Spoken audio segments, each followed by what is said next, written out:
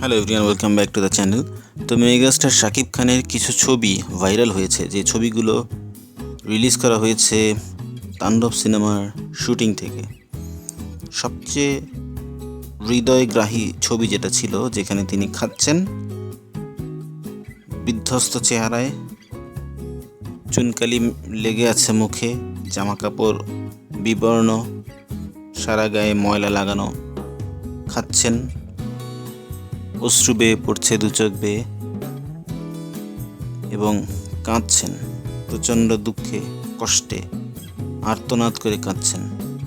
এই যে এক্সপ্রেশন,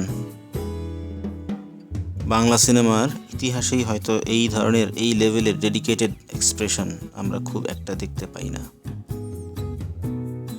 এই যে একটা লেভেলে তিনি পৌঁছে গেছেন, তুঙ্গস্পর্শী জনপ্রিয়তা, ফ্যান্স, ফলোয়ার্স, মিডিয়ার পিছু নিয়ে থাকে সবসময়। তাকে নিয়ে প্রশ্ন করা অবধারিত। যে কোনো ইন্টারভিউতে যে মাপের সেলিব্রিটি হোক না কেন, শাকিব খানকে নিয়ে একটি প্রশ্ন তাদেরকে ফেস করতেই হয়। এত চাহিদার মধ্যে থেকে তিনি যে নিজের লেভেলকে এতটা উপরে তুলে ধরতে পেরেছেন, তুলে ধরে রেখেছেন, এর জন্য কিন্তু তাকে অবশ্যই স্যালুট করতে হবে। শাকিব খান অত্যন্ত সুদর্শন, খুব ভালো অভিনয় করেন, ভালো নাচেন, ভালো ফাইট করেন, সব মিলে একটা পরিপূর্ণ প্যাকেজ, যেটা শুরু থেকে এখন পর্যন্ত তিনি মেনটেন করে রেখেছেন। 1999 সালে যখন তার প্রথম সিনেমা আসে, সিনেমাতে প্রথম যেহেতু এসেছিলেন, কিছুটা কাঁচা অভিনয় তো ছিলই, কিন্তু 2004-05 সাল থেকে তার যে অভিনয়ের যে বিচ্ছুরণ এবং ম্যাচুরিটি এখন পর্যন্ত তিনি ধরে রেখেছেন। আর প্রিয়তমা সিনেমা রিলিজের পর থেকে সেটাকে তিনি নেক্সট লেভেলে নিয়ে গেছেন। প্রতিটি সিনেমাতেই তিনি নিজেকে নতুন করে ভাঙছেন, নতুন করে তৈরি করছেন, ডেডিকেশন, অভিনয় এবং আত্মনিবেদন দিয়ে। তো এই জয়যাত্রা অব্যাহত থাকুক। তার ফ্যান যারা আছেন তারা কিন্তু ডিজার্ভ করেন শাকিব খানের এই ট্রান্সফরমেশন, এই লেভেলের পারফরমেন্স তারা ডিজার্ভ করেন। এত লম্বা সময় ধরে তাকে সাপোর্ট দিয়ে যাচ্ছেন, অবশ্যই দর্শকরা ভালো কিছু ডিজার্ভ করেন।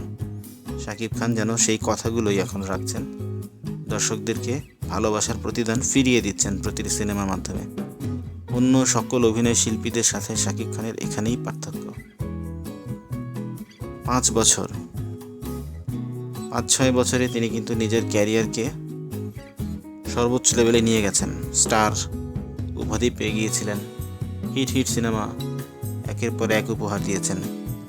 বাংলাদেশে এখন অনেক অভিনয় শিল্পী আছে 10 বছর তার চেয়েও বেশি সময় ধরে সিনেমায় কাজ করছেন, কিন্তু এখন পর্যন্ত সেভাবে অডিয়েন্স গ্রো করতে পারেনি, তৈরি করতে পারেনি, সেভাবে ফ্যান ফলোয়ারকে কনসিস্টেন্টলি ভালো মানের কাজ উপহার দিতে পারেননি।